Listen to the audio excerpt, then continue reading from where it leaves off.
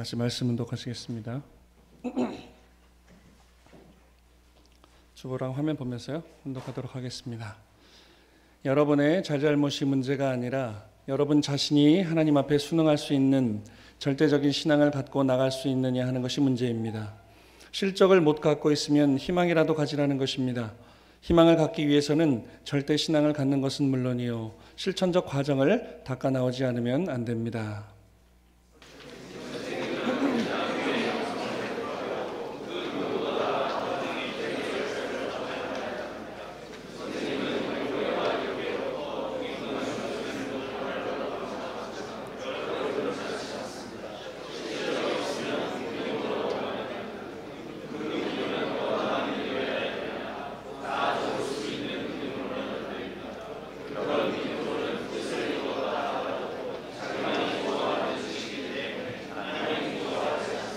자기 마음대로 하는 일은 하면 할수록 하나님과도 선생님과도 멀어지는 것입니다. 내가 좋아야 하지 싫으면 안 한다 라고 해서는 안 됩니다. 하나님이 좋아하셔야 됩니다. 문제는 여기에 있습니다. 선생님 자신도 그렇습니다. 그렇기 때문에 자기가 실천적인 생활을 못하더라도 절대 믿으라는 것입니다. 믿으면 됩니다. 식구들 안녕하십니까? 오늘 말씀의 주제는 믿음의 뿌리를 깊게 하라라는 주제로 잡아봤습니다. 우리는 믿음이라고 하면 늘 생각하는 단어가 있습니다. 신앙입니다. 신앙이라고 하는 것은 예전에도 예배 때 말씀드린 것 같은데요. 믿을 신자에 우러를 앙자입니다. 그러니까 우리로 따지면 하늘 부모님, 참 부모님을 믿고 모시는 일입니다. 그게 바로 신앙이라고 하는 거죠. 그러니까 어떻게 보면 이 신앙이 그냥 너무 종교적인 이 단어는 아닌 것 같습니다.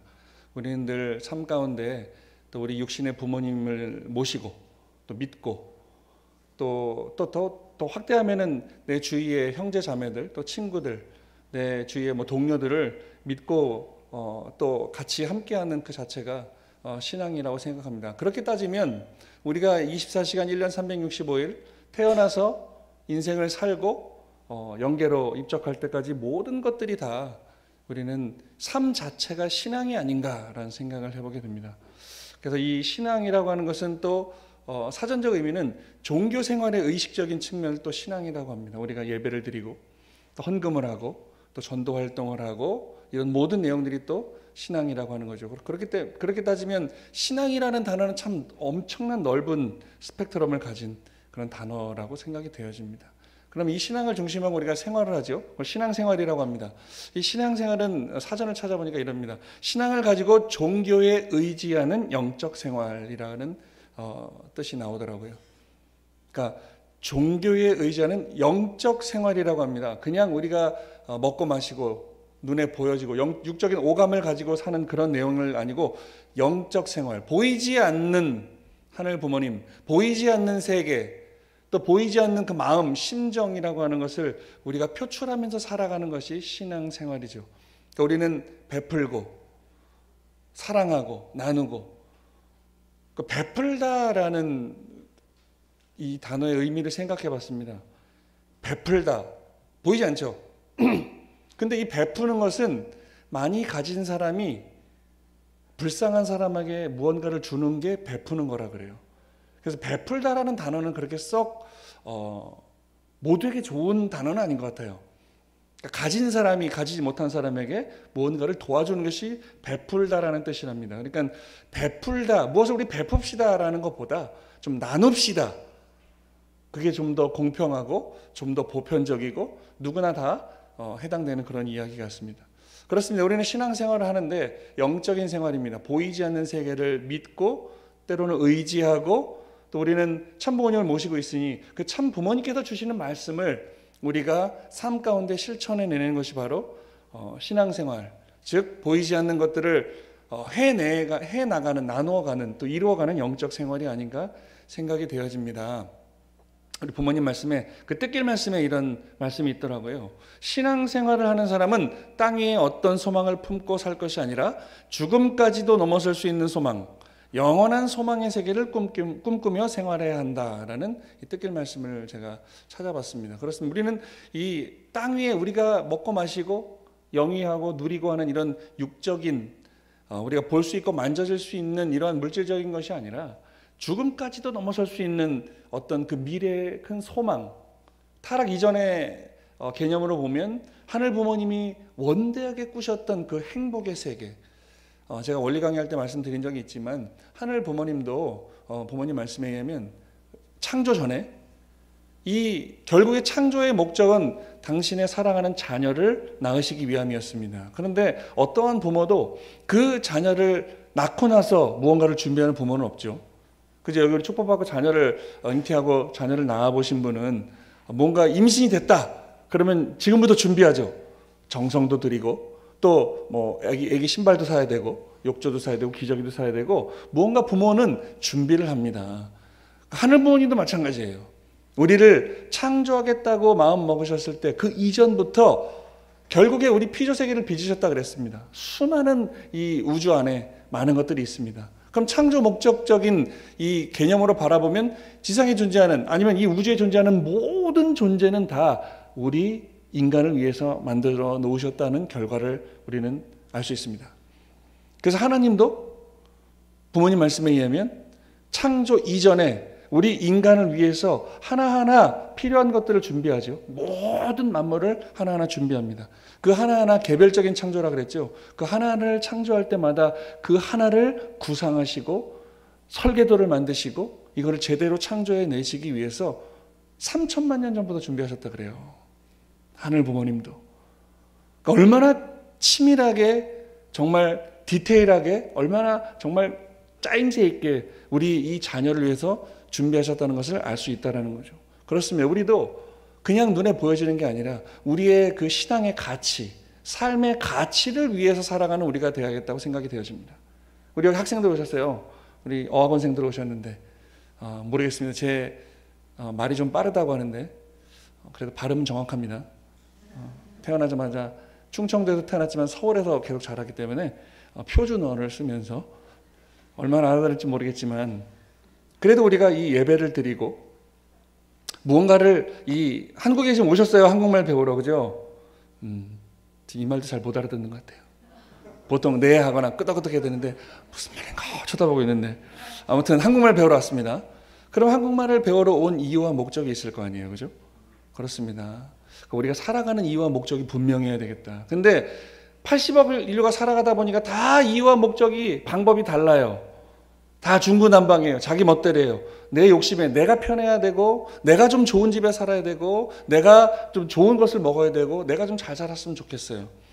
그러니까 그러한 것뿐만 아니라 우리는 모두가 다 하늘 부모님이 우리의 진짜 참된 부모라고 한다면 우리를 그 태초에 창조하실 때 구상하실 때 모두가 다 동일하고 동등한 사랑을 주시기 위한 부모님의 사랑이었을 거라는 생각이 듭니다. 저도 뭐 축복을 받고 자녀를 낳지만 물론 저희 딸이 더 이쁩니다. 저는 너무 우리 아들한테 미안한데 아무튼 아빠한테는 딸이 더 이쁜 것 같아요. 하지만 궁극적으로는 공평하게 누구나 다 우리 아들, 딸, 우리 며느리 또 우리 아들, 딸이 다 잘 되길 바라는 게 부모의 마음이잖아요. 그죠?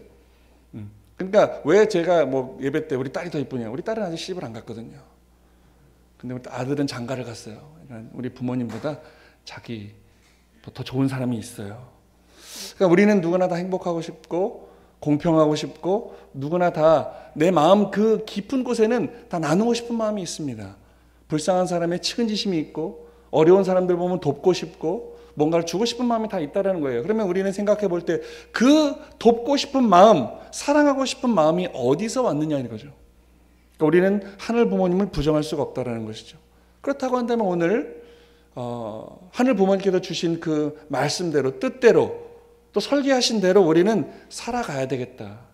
근데 그게 정해진 어떤 틀에 박힌 꼭두각시 같은 것이 아니라 하늘 부모님 우리에게 자유의지, 책임분담, 놀라운 축복을 3대 축복을 또 주셨다는 거죠. 그 축복 안에 그 사랑 안에 우리는 나누고 함께하고 나보다는 그 누군가가 우리 가족이면 가족 아니면 우리 식구면 식구 내가 살아가는 내 인생 바운더리 안에서 나와 함께하는 내가 연결된 모든 사람들이 다 행복했으면 좋겠어요. 내가 저 사람들 짓밟고 올라가서 내가 더 성공하고 승진하고 월급을 더 많이 받고 이게 아니라 누구나 다 행복한 삶을 살았으면 좋겠다. 그게 오늘 이 뜻길 말씀인 것 같습니다. 그리고 또 하나 있습니다. 뜻길 158페이지에 믿을 자리에서 믿는 것이 아니라 믿지 못할 자리에서 믿어야 한다. 절대적인 신앙을 가지고 사탄 세계의 악주권에서 벗어나야 하나님의 사랑을 받을 수 있다. 이제 이건 타락 이후의 내용이겠죠. 타락했기 때문에 우리는 사탄의 주관권에 떨어졌다고 합니다.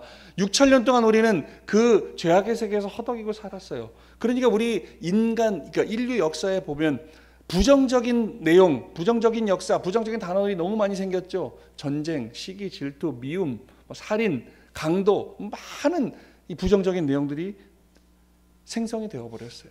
그러니까 어떻게 해요? 그거를 회복하기 위해서 하늘부모님은 복기섭리를 출발하셨다 그러죠. 그리고 복기섭리는 하늘부모님은 채가 없으니 직접 하지 못하니 당신의 아들, 딸, 메시아 참부모 구세주를 보내서 그 섭리를 직접 진행하신다고 하셨습니다. 그렇기 때문에 타락으로 모든 걸 다 잃어버렸어요. 정말 저 바닥 밑으로 떨어져 버렸어요. 잘 살다가. 그러니 어떻게 해요? 마음이 곤고해지죠. 사업하다가 망한 사람들, 정말 절망인 사람들 얘기를 들어보면 정말 헤어날 길이 없는 것 같아요. 이 세상에 다 행복해 보이는데 나만 이 어둠 속에 있는 것 같은 심정이라는 거예요. 그러니까 그럴 때 어떻게 해요? 그게 우리의 인류 역사였어요. 타락한 이후에. 그런데 어떻게 해요? 회복되기 위해서는 회복하는 방법을 우리에게 주시는 거예요. 하늘 부모님이, 그 보내신 참 부모님이 우리에게 회복할 수 있는 방법을 알려주십니다. 그 뿌리가 뭐예요? 이 말씀입니다. 믿을 자리에서는 믿는 것이 아니라 믿지 못할 자리에서 믿어야 한다. 그렇습니다. 오늘 우리가 예배를 드립니다. 이 부족한 이 목회자가 나와서 하늘 부모님의 천번의 말씀이라고 일주일 동안 준비해서 말씀을 전합니다. 우리 식구님들에게 얼마나 가슴에 와닿는지는 모르겠습니다. 하지만 오늘 우리는 그렇게 인생을 준비하고, 저는 말씀을 준비하고 기도를 하고 정성을 들이고, 우리 식구님들은 또 각자의 생활에서 직장도 다니고 학생들은 공부도 해야 되고 이제 방학이니까 또 알바도 해야 되고 여러 가지 해야 할 일들이 많이 있죠. 그 가운데 우리는 정말 행복한 삶을 살고 있느냐, 정말 내가 눈에 보이지 않는 것인데 그 가치를 매길 수 있는, 그 가치에 따라서 내가 그 길을 갈 수 있는 그러한 이 심정적 기준이 되고 있느냐, 한번 이 여름에 생각해 볼 필요가 있을 것 같습니다. 오늘 본문의 말씀입니다. 아버님께서 이런 말씀을 주십니다. 그 믿음은 어떠한 믿음이어야 되느냐? 나 좋을 수 있는 믿음으로는 안 됩니다. 그런 믿음으로는 뜻을 이루었다 하더라도 자기만이 좋아하는 뜻이기 때문에 하나님이 좋아하지 않습니다. 자기 마음대로 하는 일은 하면 할수록 하나님과도 선생님과도 멀어지는 것입니다. 그렇습니다.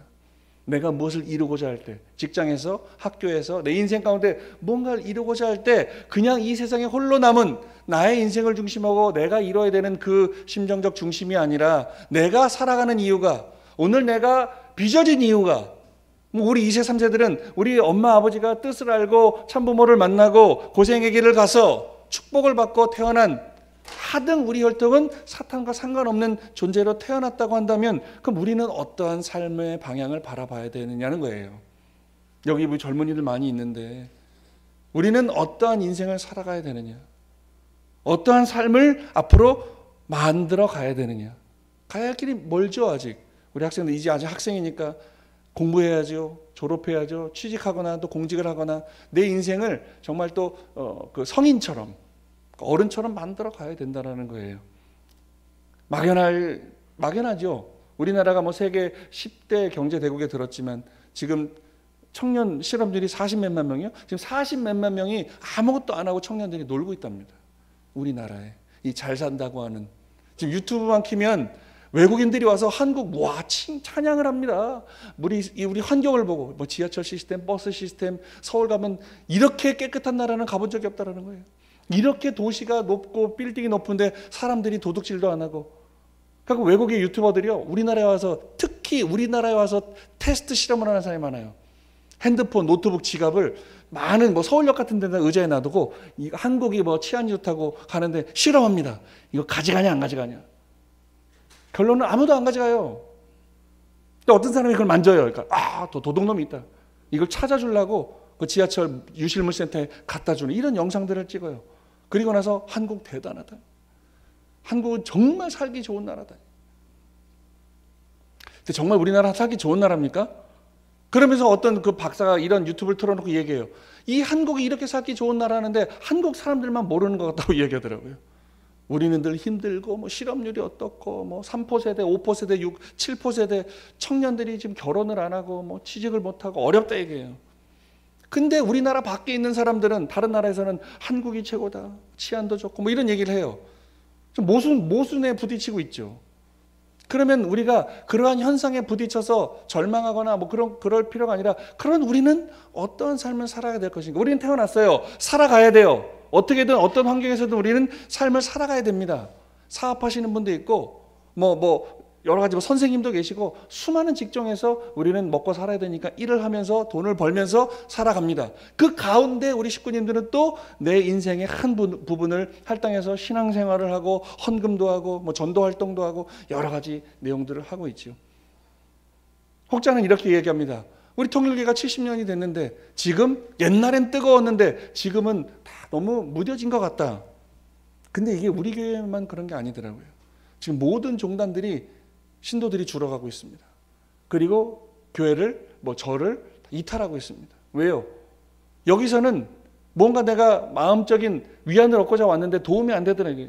교회에서는 헌금만 뺏어가고 뭐 강요하고, 목회자들은 모범이 안 되는 것 같은데 입으로는 좋은 이야기를 하고 이런 이야기들이 많이 팽배해요.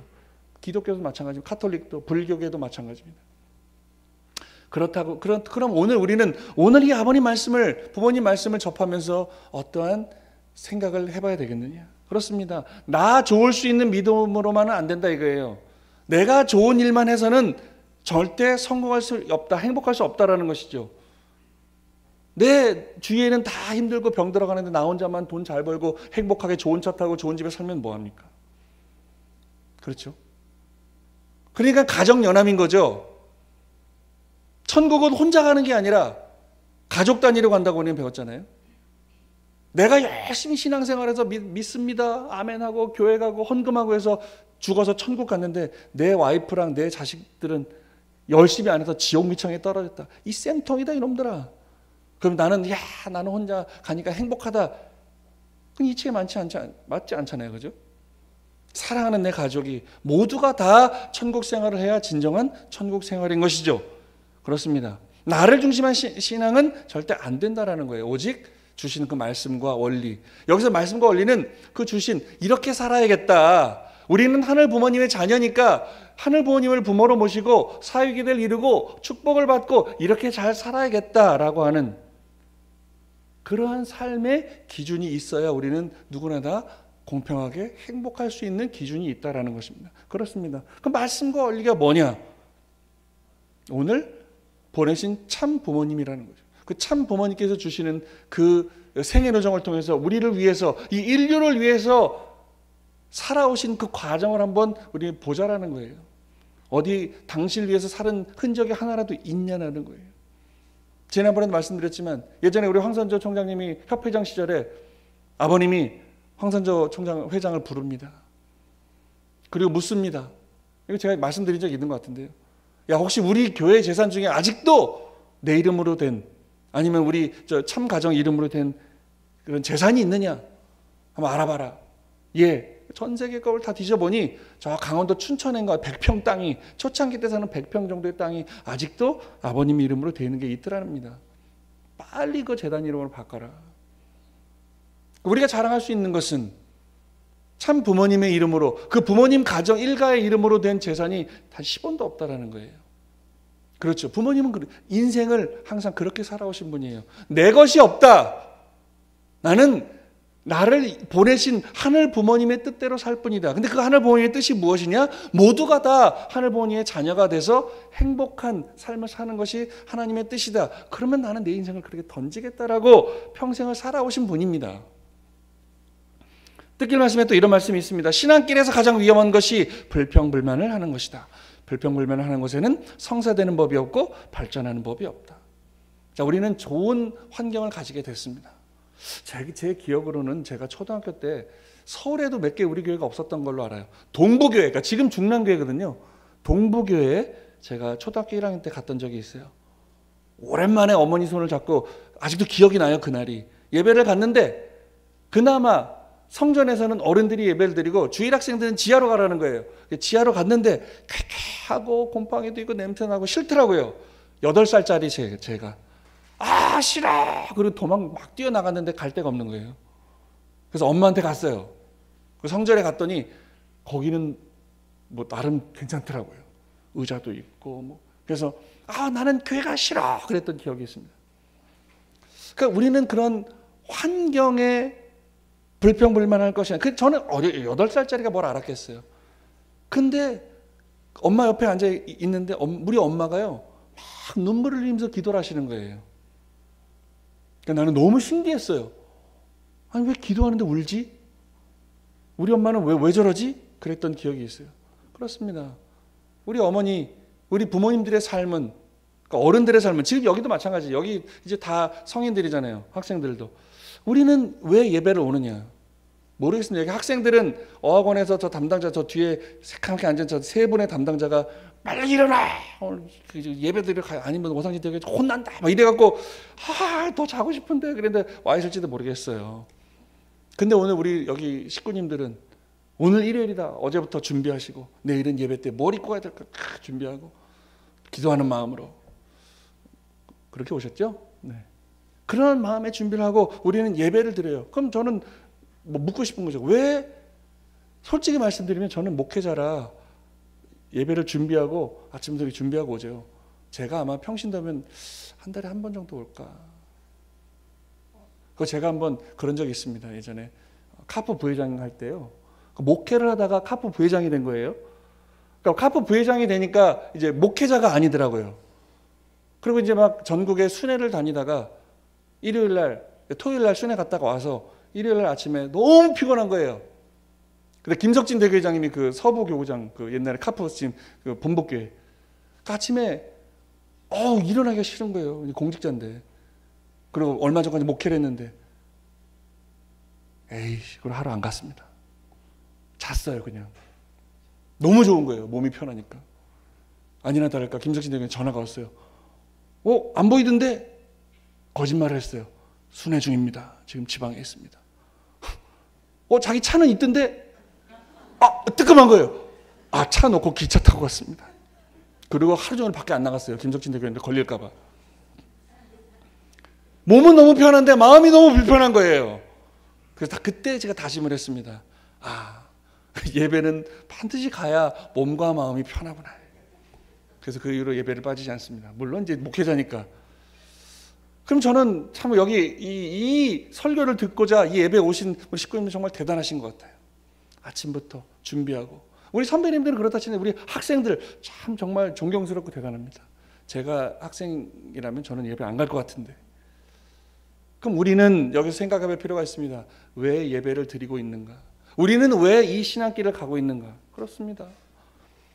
얼마나 좋은 환경이에요. 지금 에어컨도 나오죠. 아까 처음에 예배 한 9시 반쯤에 와서 문 열고 보니까 여기 좀 에어컨도 없고 쾌쾌한 냄새가 나더라고요. 이제 약간 기분이 조금 불평하기 시작해요. 그냥 원학 안에서 드릴까? 불평. 그러니까 불평하기 시작하니까 끝도 없는 거죠. 그래서 다시 마음을 다잡고 에어컨 틀어달라고 하고, 그래도 여기 122호 강당이 253성이나 있더라고요. 그래서 오늘 예배에 이렇게 오시는 식구님들을 바라보면서 목회자인 나는 더 열심히 살아야겠다라는 생각을 하게 됐습니다. 불평불만이 가장 신앙께서 위험한 거라고 부모님께서 말씀하십니다.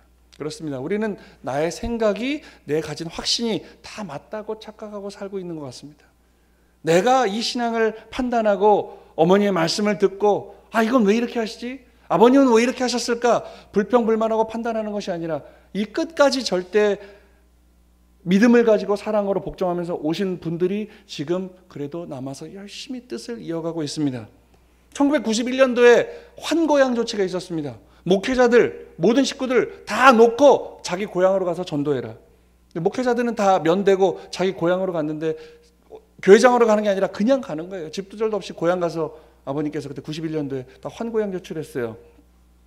그때 참 힘든 시기였습니다.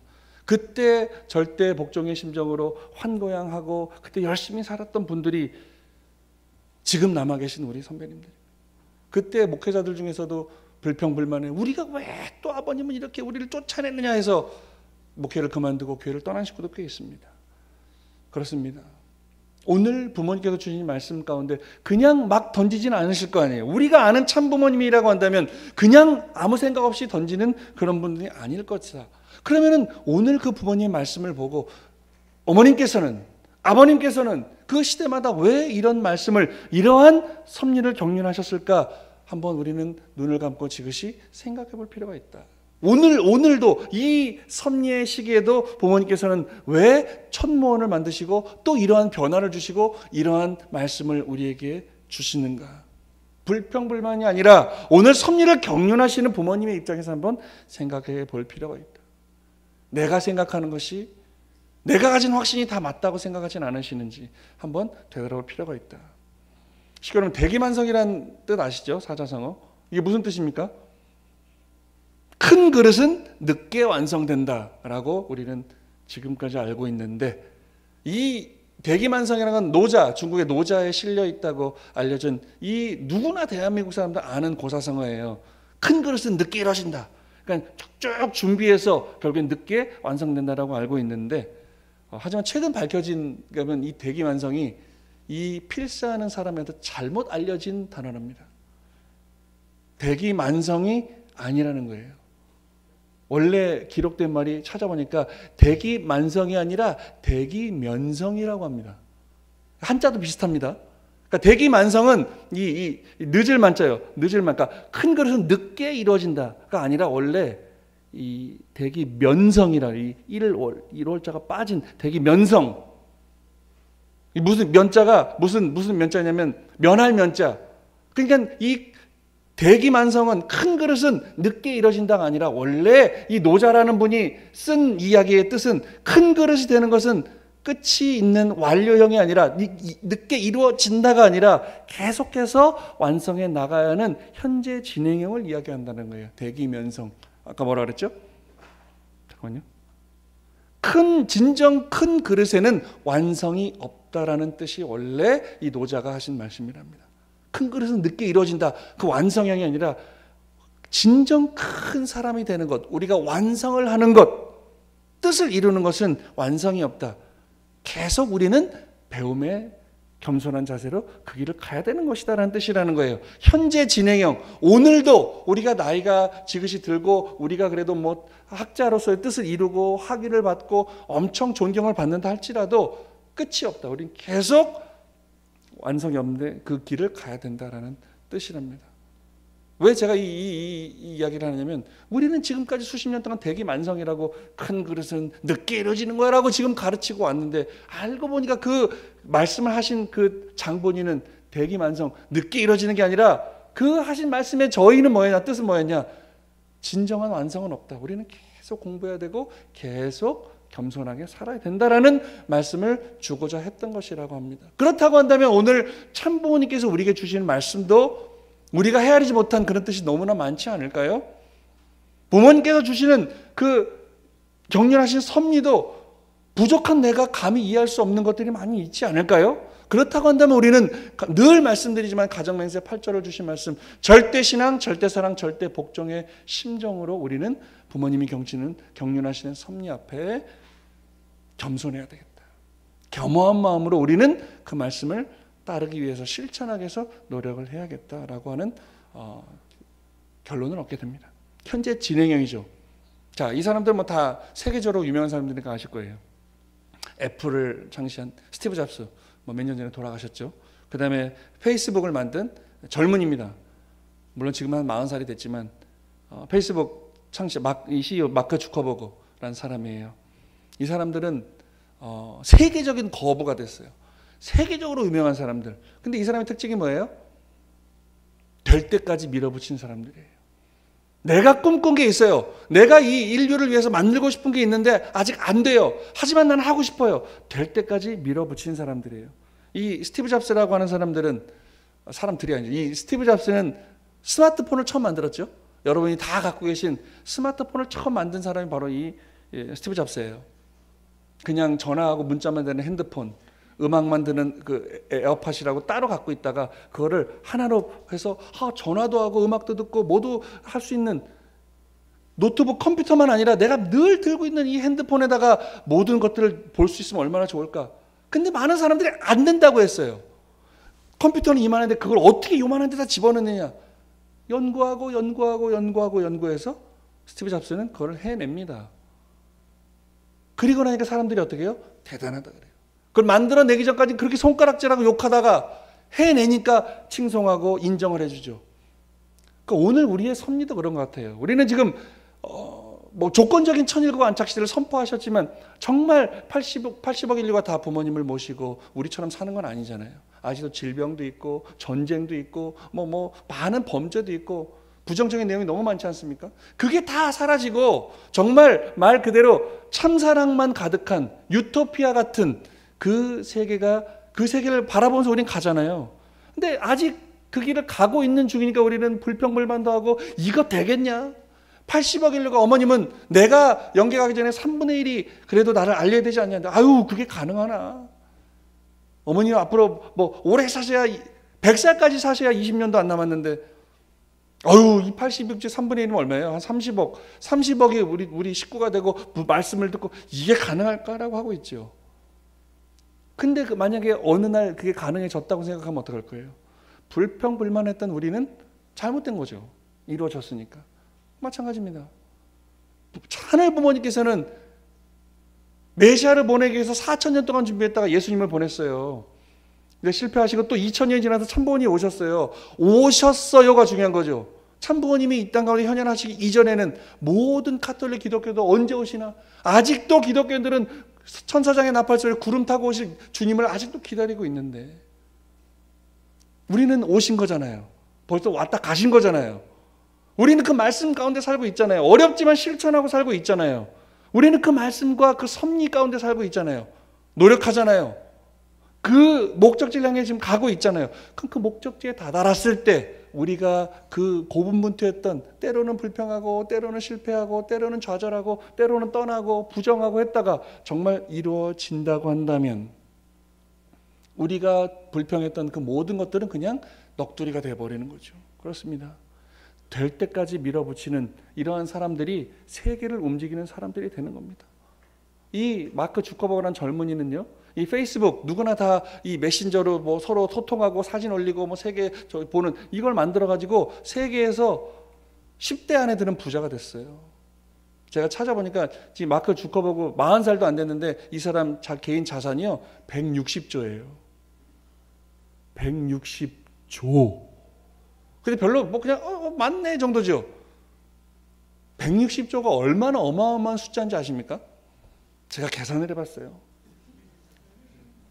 우리가 1초에 10을 셉니다. 똑딱 할 때 1, 2, 3, 4, 5, 6, 7, 1, 2, 3, 4, 5, 6, 7, 1, 2, 3, 4, 5, 6, 7, 1초에 10을 세서 멈추지 않고 100년 동안 세보세요. 엄청 많은 거 세겠죠? 315억 밖에 못 셉니다. 315억 6천만 밖에 못 세요. 1초에 10을 세서 100년 동안 쉬지 않고 세도 300억 정도밖에 못 세요. 우리 300억 정도면 뭐 손흥민이가 한 1년 2년 받는 돈 300억 뭐 이 정도 얘기하죠. 근데 이 젊은이 재산이 157조래요. 근데 더 대단한 건 이 친구의 마인드입니다. 나는 내가 번 돈의 90%를 내 자녀한테 주지 않고 나는 환원하겠다 사회에. 벌써 환원 작업에 들어갔습니다. 벌써 많은 것들을 기부하고 있어요. 빌 게이츠도 마찬가지죠. 빌 게이츠는 98%를 기부하겠다고 선언했어요. 그렇습니다. 이 사람들은 이루어낸 사람들입니다. 그러니까 우리는 이 사람들을 대단하다고 하고 인정하고 때로는 존경하고 하죠. 근데 이 사람들이 이 스티브 잡스가 자기의 꿈은 모든 컴퓨터 내용들을 내 이 딱 한 손 안에 잡을 수 있는 이 스마트폰이라는 걸 만들어 여기에 집어넣고 싶다라고 해요. 근데 되지 않으니까 될 때까지 해요. 그렇습니다. 이 세계적인 이 무언가를 이룬 사람들, 우리가 존경하는 사람들, 인정하는 사람들은 뜨거운 열정보다 중요한 것은 지속적인 열정이라고 이야기합니다. 스티브 잡스가요. 열정은 누구나 가질 수 있어요. 반짝 올랐다가 에이 안 되는구나 포기하는 사람이 거의 대부분이래요. 근데 지속적인 열정, 이 내가 하고 싶은 거를 될 때까지 하는 사람들 얼마 안 된다는 거예요. 이 사람들이 세상을 지배한다는 거예요. 오늘 참 부모님께서는 그런 사람들의 내용이 아니라 더 고차원적이고 이 피조 세계를 창조하고 빚으신 하늘 부모님의 꿈을 이루고자 이 길을 가시는 분들, 그 말씀을 따라가는 우리 식구님들, 우리는 정말 세상에 이름만 대면 다 아는 그 위대한 사람들보다 더 위대한 길을 가고 있는 사람들이라 생각이 되어집니다. 식구 여러분, 늘 말씀드리지만 참부모님을 처음 만났을 때 한번 생각해 보세요. 이 세대는 뭐 우리는 그냥 태어나자마자 그렇게 살았지만 세상 가운데 살다가 우리 선배님들 처음 이 말씀을 듣고 처음에는 이거 긴가민가, 이거 가면 내가 또 뭐 도깨비한테 잡혀가는 건 아닌가 별 생각하다가 그 말씀을 듣고 깨달아서 우와, 이 길이 진리구나 라고 했던, 제가 지난번에 우리 방상일 지금 일본 총회장 하시다가 성평에 사무총장 하시는 우리 저기 사익기 선생님의 시아버지 되시는 그 방상일 회장이 기독교인이었다 그랬죠? 그죠? 예수님 믿다가 조선대학교 나오셨죠? 조선대학교에서 통일교회를 만나가지고 통일교인만 쫓아가면 전도가 된다는 거잖아요. 소문이 났다 그랬죠. 그 방석 이야기 들어보셨죠? 그 통일교회 할 때 절대 그 방석에 앉지 마라. 방석에 앉으면 이상한 영들이 와서 너 전도된다. 그 방석이 아닌데 그 말씀에 오래 앉아. 그래 내가 가긴 가는데 절대 방석은 깔지 마. 나 혼자 가면 너한테 당할 수 있으니까 내가 내 친구 3명을 데리고 가겠다. 그러니까 3명, 4명이 같이 가서 말씀 듣고 다 전도된 거 아니에요. 그리고 나서 그 방상일 회장이 조선대학교에서 미쳐가지고 이 말씀에 미치고 나는 메시아를 만났다, 그 미친 말씀에 이 강의실 그냥 막 물 열고 들어갔고 내가 주님이 오셨다는 거 말씀하고 싶다고. 방상일 회장이 4년 동안, 4년도 아니야, 이제 전도되고 나서 2, 3년 동안 조선대학교 학생 200명을 전도했어요. 그 뜻에 미쳐가지고 나는 구름 타고 오실 예수님을 기다렸는데 벌써 왔다는 그 원리 말씀을 듣고 참부모님을 만나고 미쳐가지고 그렇게 전도를 해냈던 우리 여기 우리 선배님들 처음 참부모님 만났을 때 한번 생각해 보십시오. 그 뜨거움, 그 열정, 그 뿌리가 아직도 우리 남아 있습니까? 그 뿌리하고 뜨거운 열정 남아 있으면 우리는 반드시 승리할 거라 저는 믿습니다. 우리 식구님들이 처음 그 부모님을 만나고 말씀을 들었을 때 우와 라고 하는 이 열정, 그 열정이 아직도 남아있으면 우리는 반드시 그 선생님들의, 우리 선배님들의 열정이 우리 2세들, 3세들에게 전달될 것이고 우리 2세들, 3세들이 거짓말처럼 부흥할 거라 저는 믿습니다. 그러니까 그 뿌리가 아직 깊지 못하니까 또 때로는 포기하는 사람도 생기고 하니까 흔들리고 분열되고 변화가 되죠. 어떻게 하면 이 뿌리를 흔들리지 않게 깊게 할 것인가? 아무리 큰 태풍이 와도 나는 참부모님 모시고 이 길을 가겠다라고 이 흔들리지 않는 뿌리를 깊게 할 수 있을 것인가? 한번 제가 살아온 인생을, 우리 선배님들 살아온 인생을 놓고 우리 통일교인들이 살아온 인생을 놓고 한번 4가지를 정리해봤어요. 첫 번째, 어떻게 하면 깊게 참고 인내해야 될 것 같습니다. 많은 유혹이 있고 많은 우리가 가는 길이 6,000년 동안 사탄이 지배한 거를 다시 뒤집으려니 그게 쉽습니까? 근데 부모님은 될 때까지 가라니 쉽지 않죠. 그러니까 어떻게 해야 돼요? 무조건 참고 인내해야 됩니다. 91년도에 환고양 다 쫓아내는 것처럼 아버님이 이 목회자들을 열심히 선배님 다 이 아주 사지로 다 아주 그냥 다 쫓아내는 것처럼 느꼈지만 그 시기가 지나고 그 뜻이 더 발전되고 보니 우리를 내쫓은 게 아니라 어떻게 우리를 성장시키고자 했던 이 대한민국을 복귀하고자 했던 부모님의 놀라운 사랑이었음을 우리는 깨닫게 됩니다. 지금 한 30년 넘게 지나니까 깨닫게 되죠. 우리는 어떻게 하면 이 신앙의 뿌리를 깊게 할 것인가? 참고 견뎌내야 됩니다. 그리고 두 번째, 이해하려고 노력해야 됩니다. 하늘 부모님을 이해하려고 노력해야 됩니다. 오늘 우리에게 이런 말씀을 주시고 섭리를 격려하시는 참 부모님을 이해하려고 노력해야 됩니다. 오늘 우리 함께 이 길을 가는 우리 식구님들 서로를 이해하려고 노력해야 됩니다.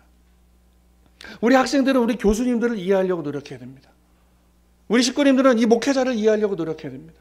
우리 목회자들은 또 오늘 이 섭리를 이끌으신 어머님의 심중을 이해하려고 노력해야 됩니다. 그렇게 해서 우리가 하나가 되어지면 우리는 정말 퀀텀 리프, 정말 말도 안 되는 성장을 해낼 거라 저는 믿습니다. 그리고 세 번째, 부모의 심정을 가져야겠다는 겁니다. 자녀를 낳아보시면 알까요? 혹시나 내 자녀가 어디 아프지 않을까? 내 자녀가 어떻게 되지 않을까? 그 이쁘고 사랑스러운 내 자녀를 보면서 한없이 주고 싶은, 내 자녀 대신 죽을 수 있을 정도의 그 부모님의 심정을 가져야, 우리가 서로 다 부모의 심정을 가지면 우리는 이 어려움들을 헤쳐나갈 수 있으리라 저는 생각합니다. 어려운 뿐만이 아니라 우리가 잘하고 있는 그 모든 내용들이 더 극대화되어지고 더 좋은 환경을 만들어낼 거라 저는 믿습니다. 그리고 네 번째로 모두를 내 가족처럼 생각하는 마음을 가지면 우리는 정말 말도 안 되는 성장을 이뤄낼 거라 저는 믿습니다. 생각해 보십시오. 제가 지난주에 보여드렸죠. 1900년대 초반에도 우리나라 이 평상 이 일상을 사는 사람들은 갓 쓰고 이 흰 마고자 포장도 안 된 도로에서 화장실에 없어 여기저기다 똥 싸놓고 정말 미개한 삶을 살았던 우리나라였습니다. 근데 고작 100년이 지났어요. 그러니까 왜 한국이 지금 우리나라의 이 K-팝이나 K-문화가 세계를 강타하고 있느냐? 인류 역사 어느 나라도 어느 민족도 그렇게 미개한 삶을 100년 안에 세계 최고의 삶으로 변한 나라가 없다라는 거예요. 인류 역사 통틀어도 이 대한민국처럼 이렇게 변화한 나라가 없다. 그러니까 우리가 지금 이슈가 되고 있는 거거든요. 100년 전의 사진을 보고 야 저렇게 미개했던 나라가 이렇게 세계에서 세계 최고 강대국 미국 사람들 뭐 영국, 프랑스 이 나라 와도 야 한국은 이렇게 좋구나라고 놀라는 이런 케이스가 없다라는 거예요. 그러니까 어떻게 해요? 그러면 우리는 아무리 강대국이라도 이 한국을 배우자. 어떻게 이렇게 무에서 유를 창조할 수 있을까 배우자. 그래서 많은 유튜버들이 많은 뭐 석학들이 우리나라를 찾아오는 거거든요. 그렇습니다. 오늘 많은 종단들이 우리 교회를 배우고 있습니다. 우리는 모르지만 우리는 손가락질 당하는 것 같지만 암암리에 다 우리를 배우고 있어요. 다 아시겠지만 지금 우리나라를 일으킨 3대 인물을 치는데 첫 번째가 이승만 대통령이고 두 번째가 박정희 대통령이고 세 번째가 김대중 대통령이래요. 어저께 양창식 회장이 와서 평화대사 전국 지도자 대회 했거든요. 저도 참석했었는데 거기서 이 통일의 시대다. 그러면서 잘 봐라. 이 대한민국이 이렇게 퀀텀 점프할 수 있었던 3대 인물을 꼽자. 그게 이승만 대통령이고 박정희 대통령이고 김대중 대통령이라 그래요. 근데 그 셋 중에도 가장 우리를 잘 살게 해준 대통령은 박정희 대통령이라 그래요. 그 박정희 대통령은 새마을운동을 했다 그래요. 새마을운동 우리를 잘 살게. 근데 그 새마을운동을 다 이 비화를 들으셨죠? 박정희 대통령이 차지철 이 경호실장을 통해서 야, 그 연대이대 사건부터 우리 교회가 막 부흥하고 있으니까 통일교회를 좀 알아봐라. 우리가 개몽운동 했잖아요. 선배님들 나가서 정말 말도 안 되는 지금 교회도 있지만 그때는 아버님이 몇몇촌촌 다 이 전도활동 개몽운동 내변해서 뭐 했어요? 전도활동하지 않았어요. 개몽운동했어요. 한글 가르치고 가서 뭐 일 도와주고 그런 거에서부터 인정을 받고 내가 이런 말씀 전할 그때부터 이제 이 몇몇촌촌에 대한민국이 통일교회가 부흥이 일어나기 시작했거든요. 그러니까 도대체 통일교회 저 연대이대 똑똑한 사람들이 왜 문선명의 말을 듣느냐 한번 알아봐라. 그 시초가 새마을운동이에요. 보고합니다. 가보니까 통일교회는 그 많은 젊은이들을 전국 방방곡곡에 내보내서 계몽운동하고 잘 살아보자고 한글을 가르치고 그러고 있습니다. 그러면서 그 안에다가 문선명 선생의 사상을 심고 있습니다. 아 그래서 발전하는구나. 그럼 우리나라가 잘 먹고 잘 살아야 돼. 어떻게 할까? 우리 그럼 저 통일교회를 배워서 새마을운동하자. 우리도 몇몇촌촌에 계몽운동을 하자. 그게 새마을운동의 시초입니다. 그렇습니다. 그렇게 부모님은 섭리를 경륜해 오셨고 이 나라가 세계도 이루어내지 못한 짧은 100년 안에 엄청난 문화와 경제와 정치와 모든 것 교육과 그거의 세계 최고의 레벨을 만들어 냈다라는 거예요. 그 안에 그럼 그 석학들이 한국이라는 나라가 그걸 이루어내는 그 뿌리가 있을 뿌리 근본 정신이 있을 거 아니냐. 그게 바로 네 번째입니다. 모두가 다 가족처럼 생각한다. 아까 그 유튜버들이 뭐 노트북이나 지갑이나 이걸 놓고 테스트한다 그러잖아요. 그거를 찾아준 사람을 찾아 인터뷰합니다. 너는 그거를 가져가지 않고 왜 그걸 찾아주려고 그래? 그러니까 그 젊은이가 그렇게 얘기해요. 인터뷰해요. 이거 내 거 아니잖아요. 아 그래 네가 가져가면 너 이거 몇백만 원짜리 가질 수 있잖아. 그러니까 그 학생이 뭐라고 얘기하는지 알아요? 내가 이걸 가져가면 나는 좋겠지만 저걸 잃어버린 사람은 슬플 거 아닙니까? 저걸 잃어버린 사람은 얼마나 가슴이 아프겠어요. 그러니까 나의 이익을 생각하는 게 아니라 이 한국 사람들은 이 한민족은 나도 가져갈 수 있지만 내가 저걸 가져갔을 때 저걸 잃어버린 사람의 마음을 생각하는 민족이다. 그래서 발전할 수밖에 없다. 저 한국인들의 정신을 배우자라고 하고 있어요. 그 뿌리에는 뭐가 있어요? 가족. 모두를 가족처럼 생각해요. 그렇습니다. 우리가 오늘 이 부모님께서 주신 6,000년 만에 메시아 구세주 재림주 천부번을 보내신 이 분들의 말씀을 듣고 내 삶을 어떻게 만들어갈 것이냐, 우리가 이 뿌리를 흔들리지 않을 것이냐, 이 네 가지를 하고 나면, 이 네 가지를 실천하면서 살면 우리는 정말 어마어마한 이 불신의 회복탄이 떨어져 우리는 견뎌낼 수 있다는 것이죠. 오늘 아버님 말씀입니다. 여러분의 잘잘못이 문제가 아니라 여러분 자신이 하나님 앞에 순응할 수 있는 절대적인 신앙을 갖고 나갈 수 있느냐 하는 것이 문제입니다. 희망을 갖기 위해서는 절대 신앙을 갖는 것은 물론이요, 실천적 과정을 닦아 나오지 않으면 안 됩니다. 우리 통일교가 이렇게 발전할 수 있었던 것은 우리 선배님들이, 식구님들이 실천해 냈기 때문에 그렇습니다. 오늘 이 대한민국이 세계 모두가 다 부러워하는 환경을 가진 잘 사는 나라가 된 것은 우리의 민족, 이 모든 사람들이 우리도 잘 살아보자 실천해 냈기 때문에 이러한 결과를 낳았습니다. 그렇습니다. 식구 여러분, 우리 참부모님의 뜻을 향한 그 믿음과 신앙을, 그 뿌리를 깊이 흔들림 없이 지켜낼 수 있도록 해야겠습니다. 이 젊은 2세들이, 말도 못 알아듣는 우리 일본에 있는, 또 아프리카에 있는, 유럽에 있는, 미국에 있는 2세들이 한국에 와서 부모님 말씀을 듣고 싶다, 이해하고 싶다, 한국말을 배우고 있는 이 젊은이들을 바라볼 때 우리는 얼마나 넓은 미래를 소망할 수 있습니까? 우리 선배님들이 목숨을 걸고 지켜온 그 신앙의 뿌리를 우리 자녀들에게 상속시켜주기 위해서는 우리는 실천해야 됩니다. 우리는 가족처럼 생각해야 되고 참고 인내해야 되고 서로를 사랑하는 마음을 가질 때 우리는 정말 흔들리지 않는 신앙의 뿌리. 그런데 아까 처음 말했듯이 그 신앙은 우리 통일교회의 좀 특이한 신앙이 아니라 80억 인류 모두가 다 우리처럼 살아가야 되는 게 맞지 않을까요? 그게 정답이지 않습니까? 우리가 이상한 종교입니까? 우리는 사입이고 이단입니까? 그렇지 않습니다.